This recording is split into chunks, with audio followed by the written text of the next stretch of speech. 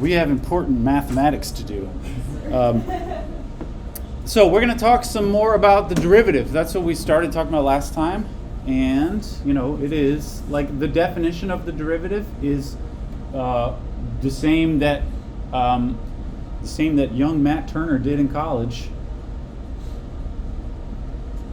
Actually, this may be a little bit different, but this is the definition that we're going to use. It's the limit as x approaches c, f of x minus f of c over x minus c. I saw an interview with that goalie, and something weird happened with my TV. The thing cut out for 10 seconds in the middle and then came back. And I think that's when he mentioned me in the interview. That's probably when, because he didn't mention me otherwise. All right, this is the definition of the derivative.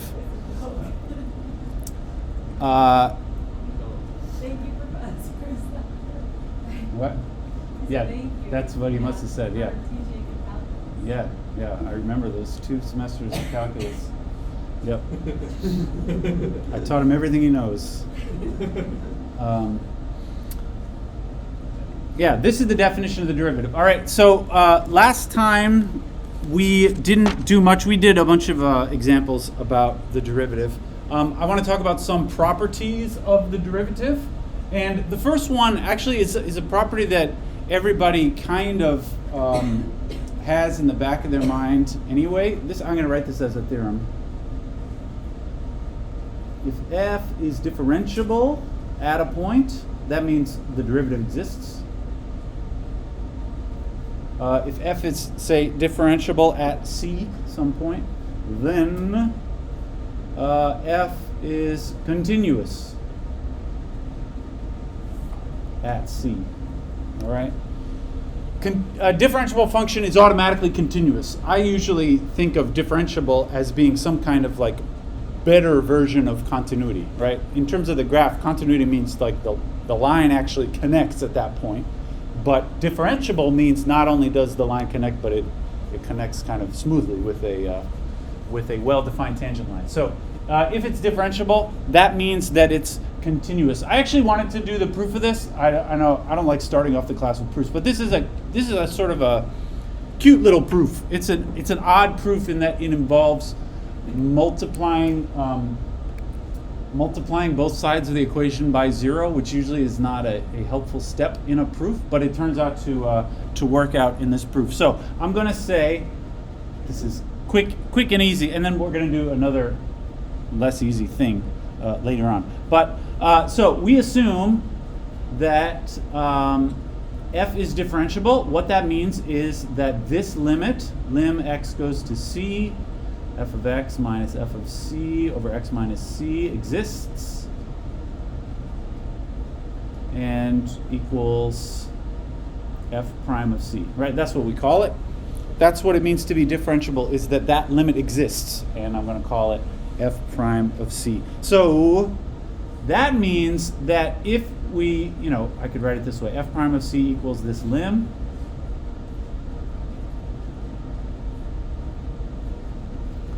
right?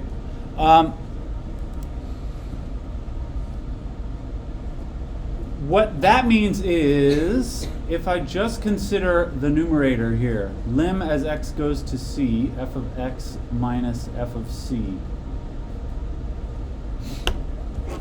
What is that? Well, this I can do some simple tricks with that.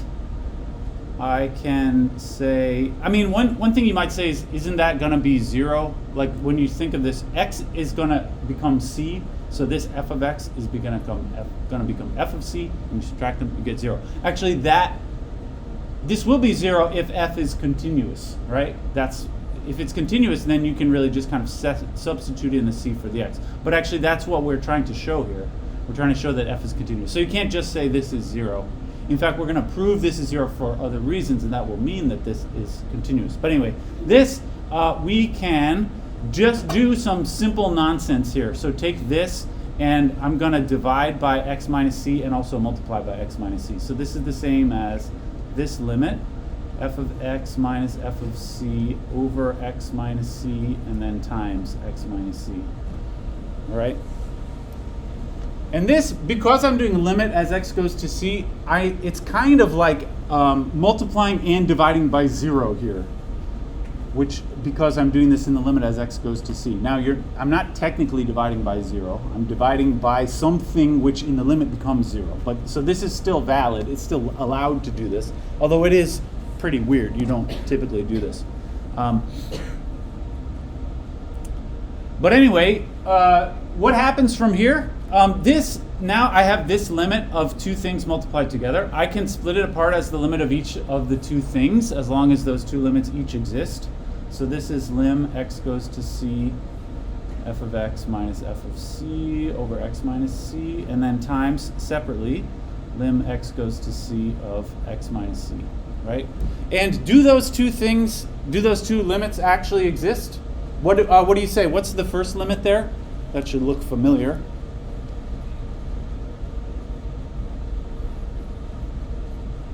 Yeah? Is that the f of c?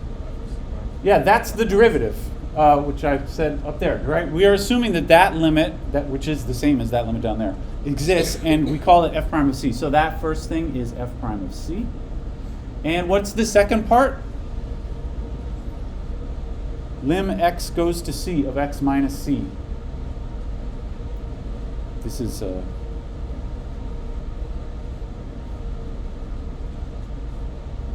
not a trick question. Yeah, it's 0. Yeah, as x approaches c, you can just say what happens if you substitute c for x. You get c minus c, which is 0. 0. All right. So this limit equals f prime of c times 0, which of course is 0. This is the weird multiplying by 0 trick. This trick doesn't ever work in any other proof, really, but it works in this specific example. All right? And so it's pretty much the end. This equals 0. So just to summarize, so lim x goes to c, f of x minus f of c equals 0. Just add f of c on both sides. It says lim x goes to c, f of x equals f of c. So f is continuous at c, which is what I wanted to show.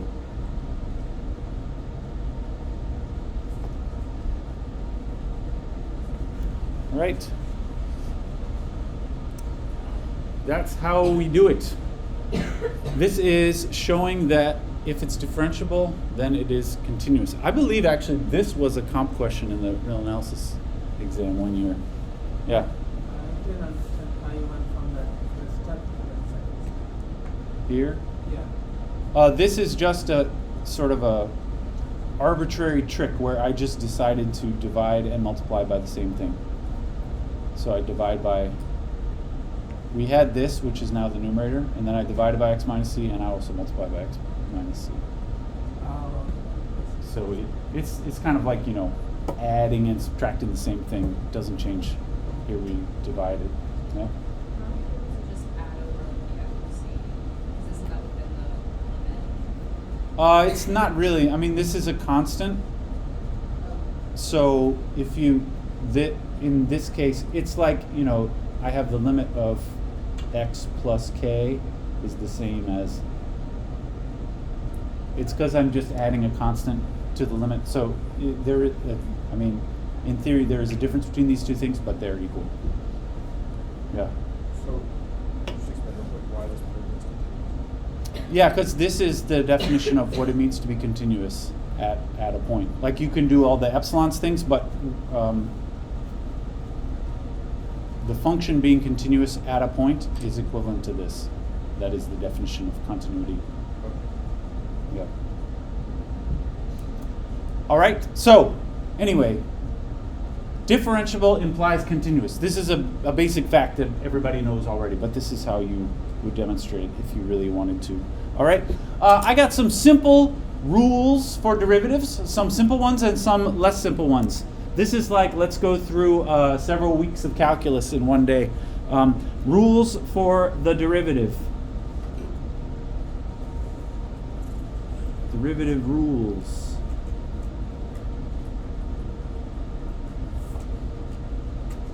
Some of these have names, some of them don't really. If I have, sorry, my pen is just doing fine. If I have two functions and add them together, what is the derivative of that? I'm going to write it like this. If you have functions which are added together and you're trying to take the derivative, how do you take the derivative of things which are added together? Any calculus student will tell you. You just take the derivative of each of the separate parts which are being added together. So if I have f plus g, the derivative is f prime of x plus g prime of x, right? That's the rule for adding functions and taking the derivative. Why is that true? Actually, there's not much to say about this. It's true just because each of those things is a limit of a fraction, and when you add together those two fractions, it's equal to just adding the two limits together. There are two fractions which have the same denominator, right? Each time it's this. And if you add up two of those, they have the same denominator, and so they just add together, no problem. Everything just works out. So this is the first of the derivative rules. That, to me, doesn't, I don't know if that has a name. The next one is about what happens if you have a constant like this. If you have a function multiplied by a constant, what is the derivative of a constant times f of x? What would you say here? Yeah? Yeah, it's k times f prime of x. Right? This is the old rule where if you're taking the derivative and you have a constant multiple, you can just kind of leave the constant multiple like it is, or ignore the constant as a coefficient, and it stays as the same constant in the answer. So these are the two basic derivative rules that every calculus student knows. These, I said these rules don't really have names because we do them usually without even thinking about them. But if I had to describe these in a word, I would say, I'm going to be a little fancy here. The derivative is linear. How you like that? That is in the sense of linear algebra. The derivative is a linear transformation. Do you remember what that means? You should for the comprehensive exam if you're taking it soon. A linear transformation is one where if you do like t of u plus v, it equals t of u plus t of v. That's this rule. The derivative of f plus g is the derivative of f plus derivative of g. And a linear transformation also, you can factor a constant out. And that's this rule. So those rules together say that the derivative is a linear transformation. The more interesting rules have to do with multiplication. So here is another rule. If I have two functions multiplied together and I'm taking the derivative, f times g, the derivative is not just f prime of x times g prime of x. We got rules for that. This, you have to do the product rule. It is the first thing times the derivative of the second thing plus the second thing times the derivative of the first thing. All right, I hope everybody remembers the product rule. We're not going to do the product rule over and over again like you would in a calculus class, but this is the product rule. You can write it a few different ways. This is the product rule. All right, and then there is also the quotient rule. F divided by g prime of x. It is, this one is the bottom times the derivative of the top minus the top times the derivative of the bottom over the bottom squared. Ho-dee hi minus hi-dee ho over ho-ho is how I remember that. You can remember that any silly way that you like. All right, this is the quotient rule.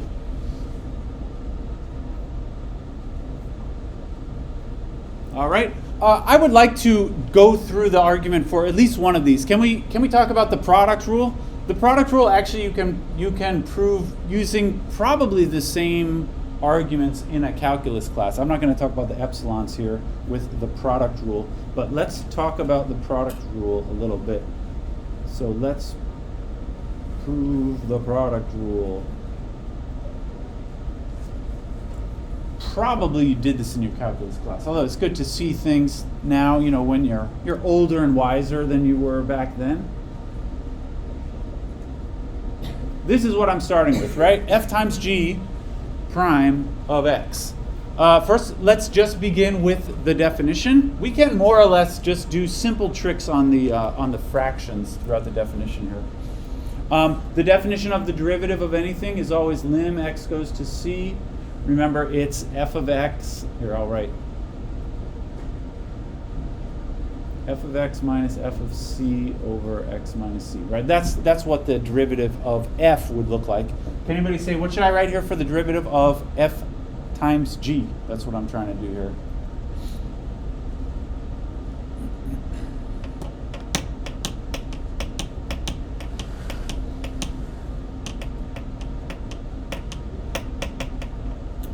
Yeah. Like f minus c over x minus c times. Oops, I'm writing too small. It's not quite that. One thing you might be thinking is all this stuff and then times all of this with g's. It's not that though, because I have to do this definition, but instead of f, I use f times g. So in here, everywhere you see f, you instead put f times g. So really it looks like f of x times g of x minus f of c times g of c, right, over x minus c. It's like that.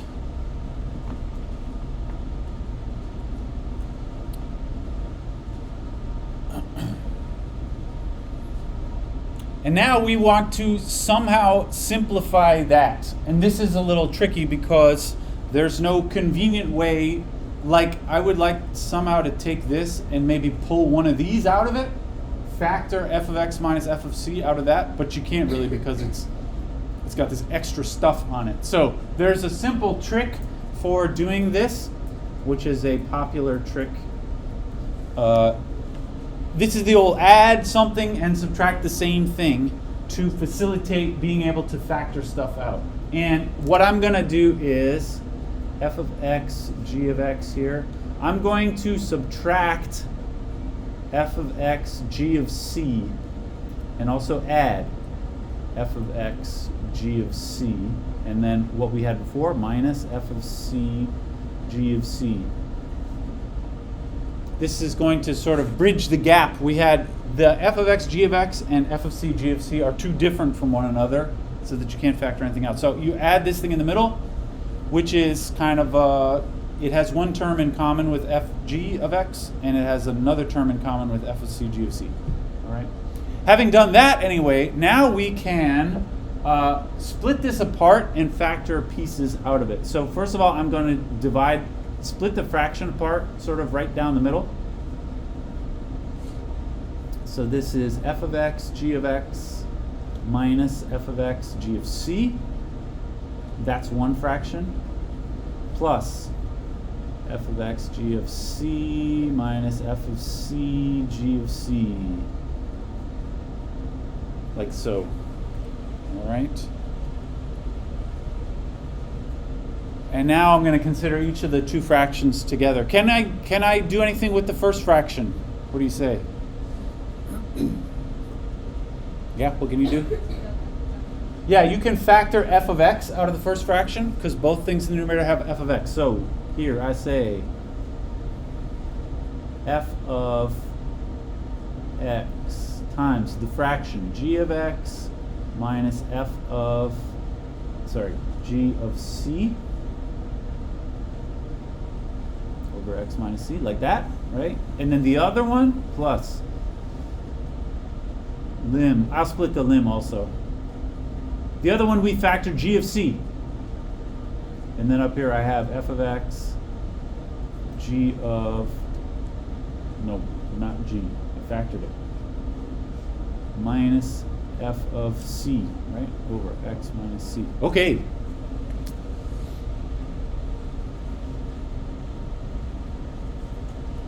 All right, now what? I think you can actually just do these limbs now. So looking at the second one first because it's a little bit easier. What is the limit of this? I have two things multiplied together. I can just do each of the limits. The lim x goes to c of g of c is just g of c. Like, that's a constant as far as this limit is concerned. There's no x here. What is the limit of the second part?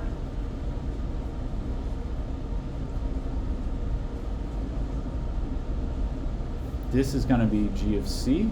And what's the limit of the fraction?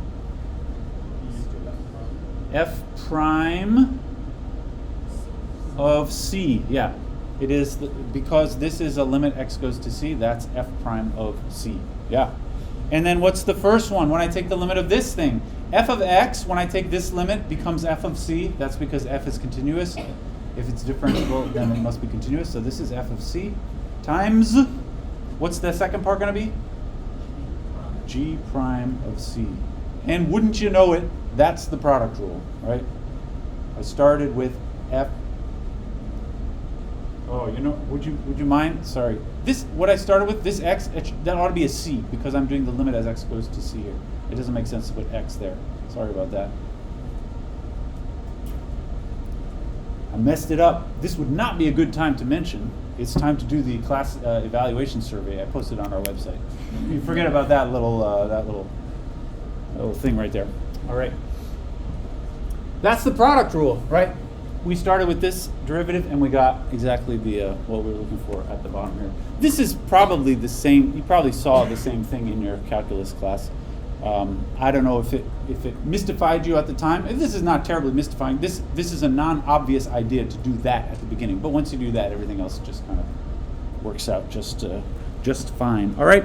The quotient rule. Would you believe me if I said you do a similar kind of trick like that to do the quotient rule? It's not really worth going through, in my opinion. Yeah. Did it matter if we did f of x and g instead we did f of c and g of x? It doesn't matter if you do it the other way around.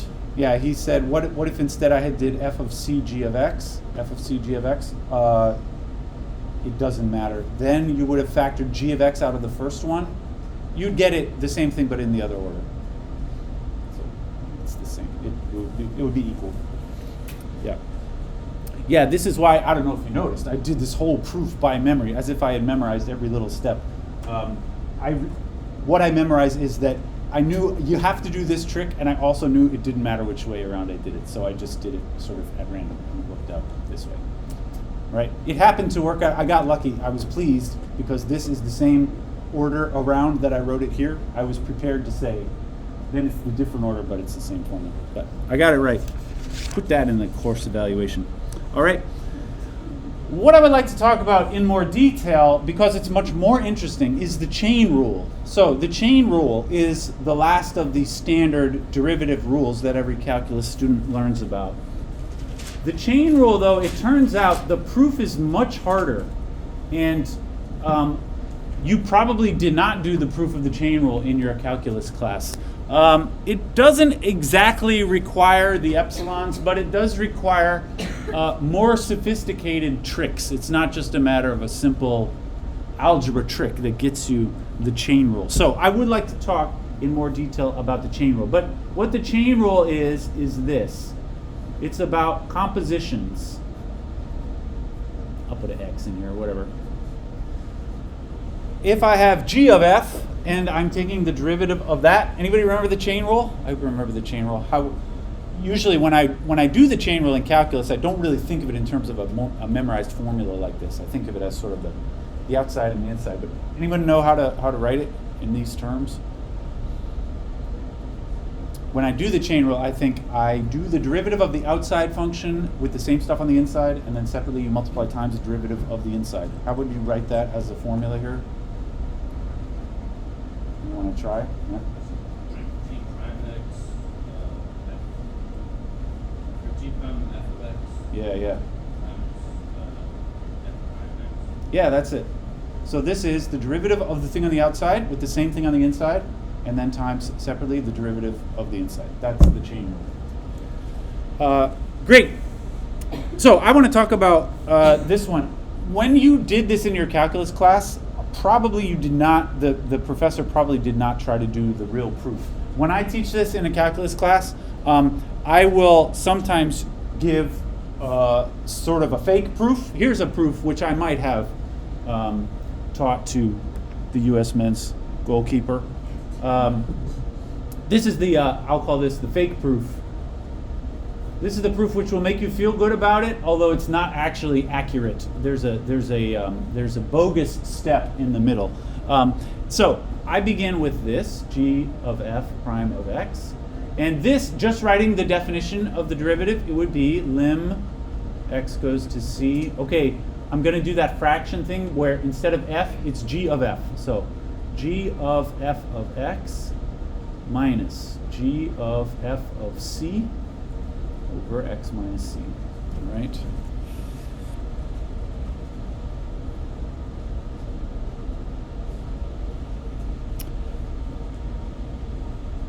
Okay, so this is just the definition, and then I do a simple trick. This is not an obvious trick, but it's a simple algebra trick, and that is I am going to instead, so same stuff on the top. On the bottom, though, I'm going to put f of x minus f of c, and then over here I'm going to put f of x minus f of c over x minus c. So this is another one of those divide and multiply by the same thing. These numerators, or this thing, will cancel this thing, and you end up with what I started with. But this is another simple trick just to make everything work out. And now I do the lim of each of those two fractions. What do you get when you take the limit? Well, the second one is f prime of x. Well, it's f prime of c, I guess. I did the same thing again. Sorry. I should have started at the very beginning here. Whoa. Not x. Sorry about this. Not x there. Should have been a c. Right?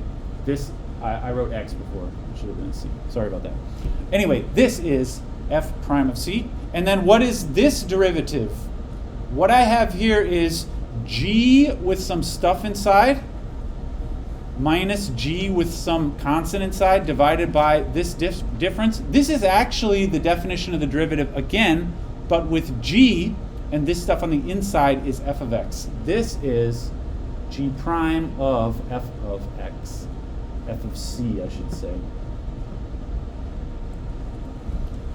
The prime is only on the g, not on the f, because the stuff which is inside the g includes the f's, and the f's is also included down here, all right?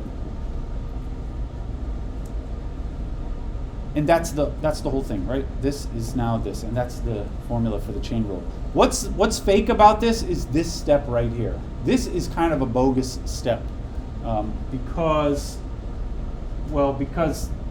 that's not actually the definition of the derivative g prime of f of c. I'm being cutesy with this stuff. Like the denominator of this should actually be x minus c or x minus f of c, something like that. But it's not exactly this. So this is somewhat bogus.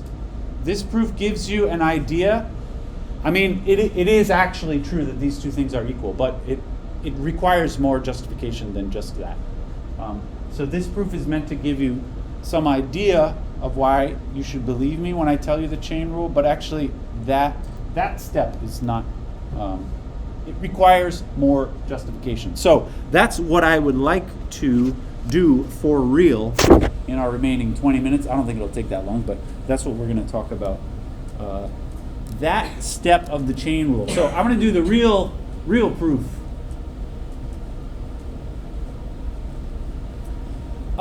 You may appreciate hearing the real proof. Actually, you don't have to break out the epsilons. That's always the fear, is that when you're trying to do a real proof, you have to do some kind of very specific, very particular stuff with the epsilons. It's not necessary, although you have to do something a lot more sophisticated than this right here, which is not quite valid. So let's try this the real way around. So I'm going to, I want to write the real theorem first.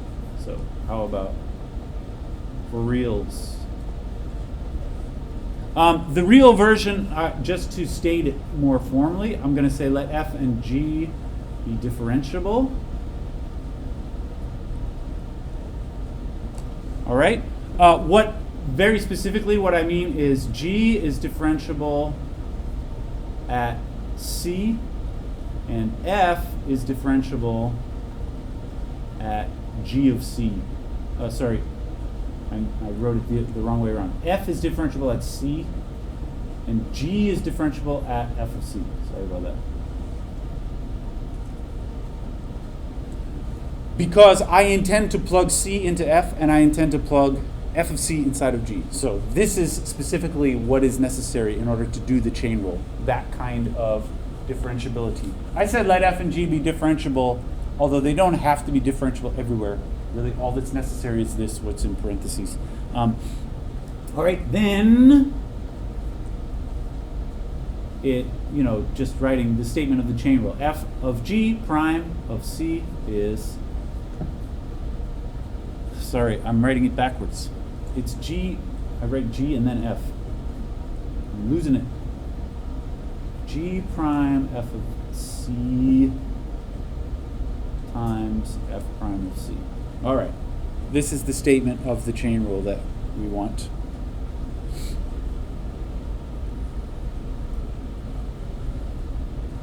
Okay. Let's just try and get down to it. So since G is differentiable,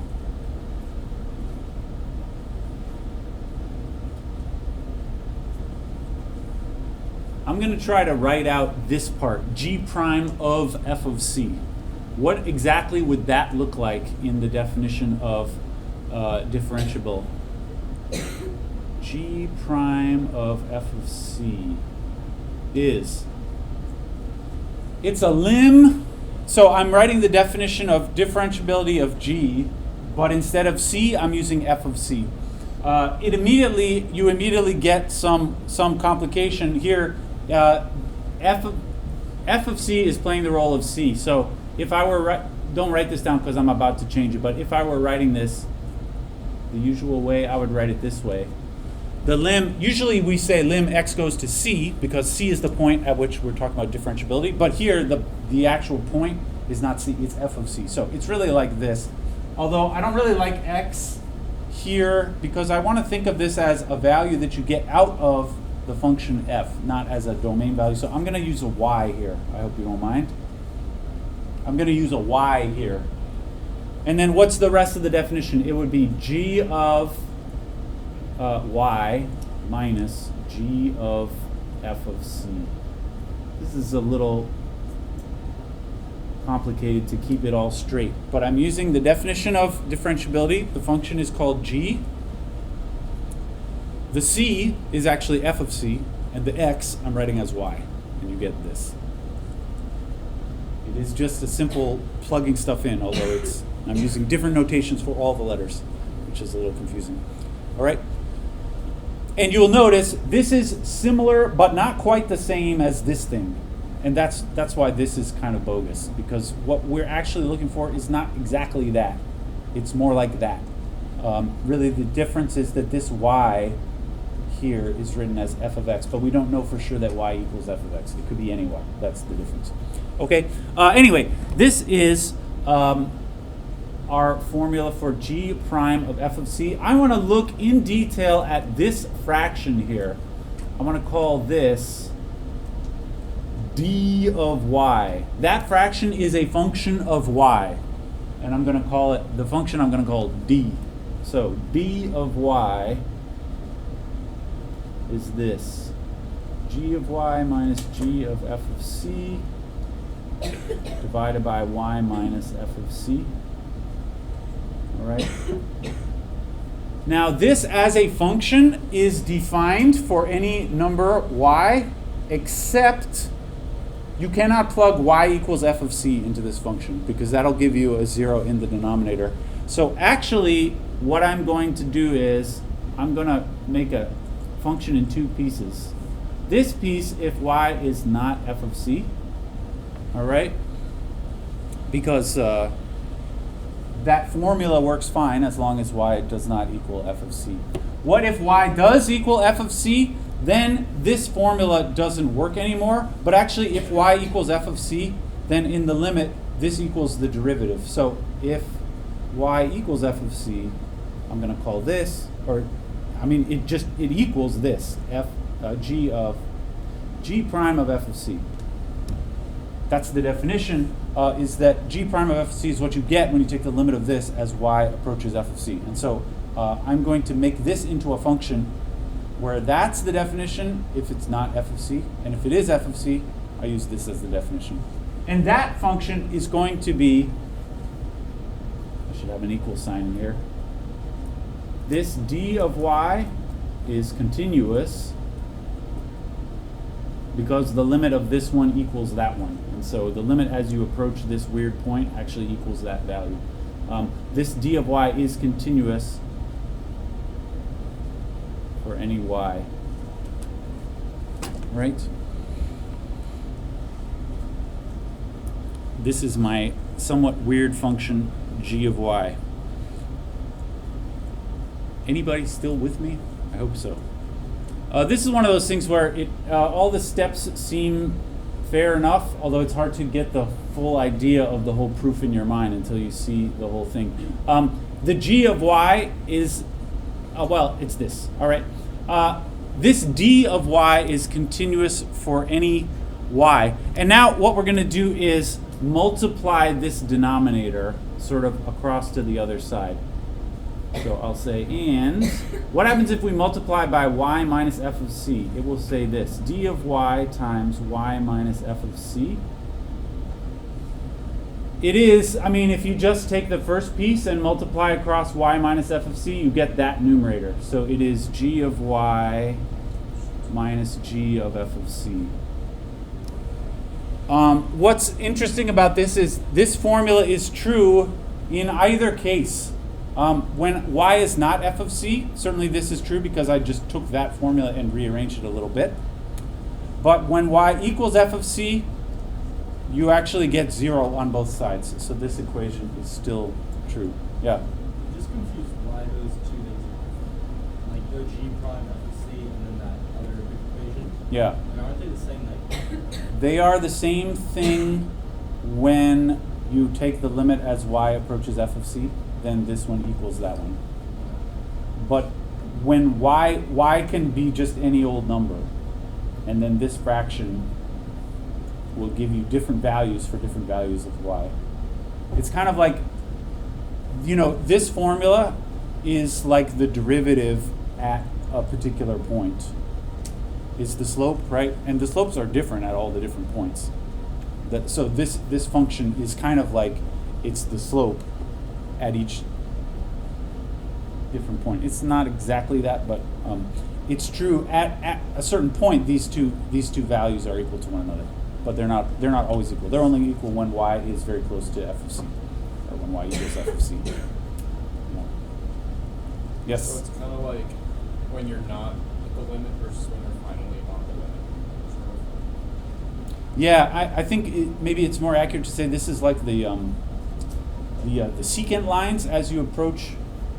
It's kind of like, you know, if this is a function and you have, here's my c, you look at what are the slopes from all these other points to c. And as you approach it, what you get actually at that point is the derivative. What you get at all these other points, those other slopes, are just some other thing that are not equaling the derivative, although they approach the derivative as you get close. Yeah. All right, are we done yet? We're almost done, actually. This function, d of y, is continuous, and it obeys this formula here. How you see that is just by taking this fraction and multiplying the y on the other side. And also, in this other case, when y equals f of c, both sides here are 0, and so the equality is still holds. All right. This is true for any y. All right. This is continuous for any y, and that equation is true for any y. And so now, let y equal f of x. If we imagine that the y is actually one of the function values of f, then it says d of f of x. Now it starts looking like the chain rule.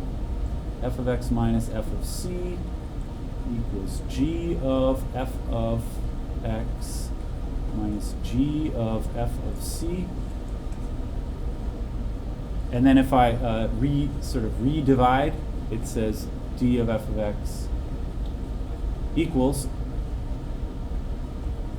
g of f of x minus g of f of c over f of x minus f of c.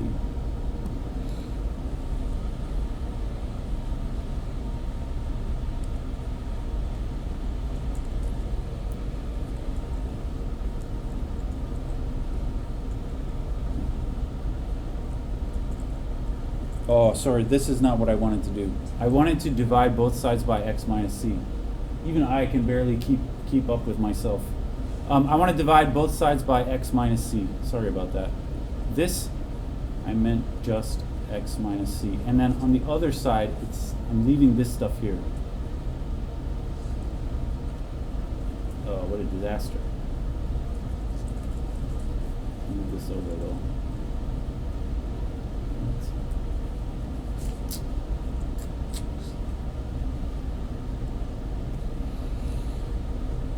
I just divided both sides by x minus c. And then the idea is you take the limit on both sides. On the left side, and then you'll see the chain rule. So now limit on both sides.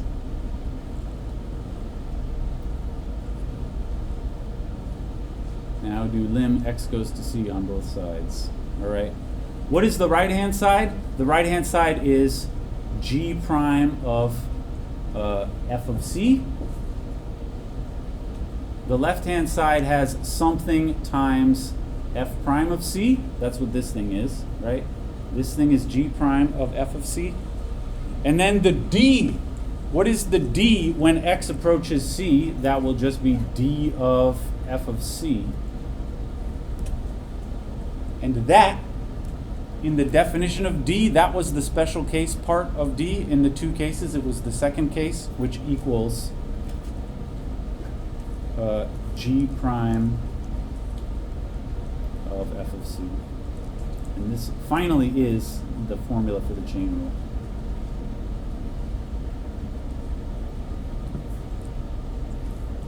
Right? Like so. That's the chain rule.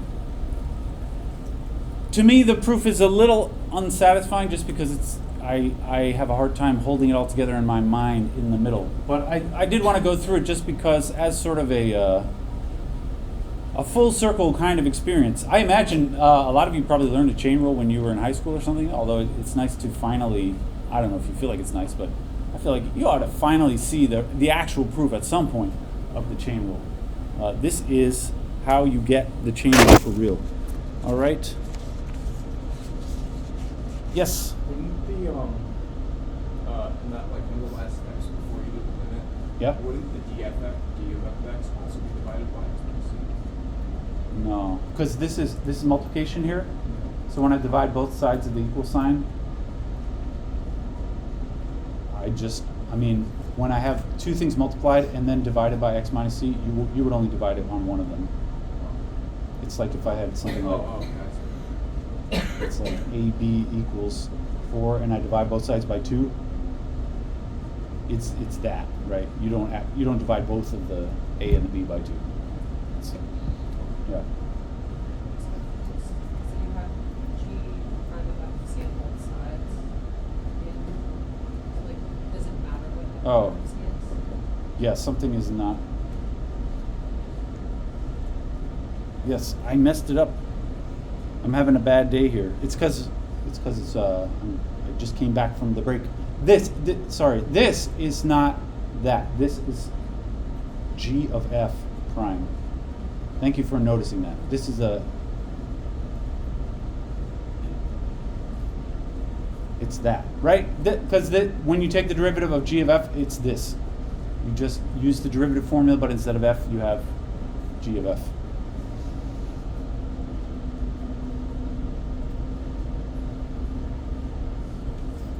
Yes, thank you for that. I'm not feeling it today. Any other complaints? That was a good complaint. I appreciate it. All right. I feel much better about the next stuff that I want to talk about. What we're going to talk about next is maybe the one of the important things that you use the derivative for. It is, I will just give you the 30-second intro. We don't have to get going with this, but the thing about when you have a relative maximum or minimum of a function, also known as a local maximum or minimum, I'll call it relative. If you have a differentiable function, the relative maxima occur where the derivative equals 0. This is like a basic thing that you do all the time in calculus. So that's what I want to talk about next time. And I will leave it at that. Sorry for my many little mistakes today. Don't do the evaluation. Wait till next week or something when we are all cooled down a little.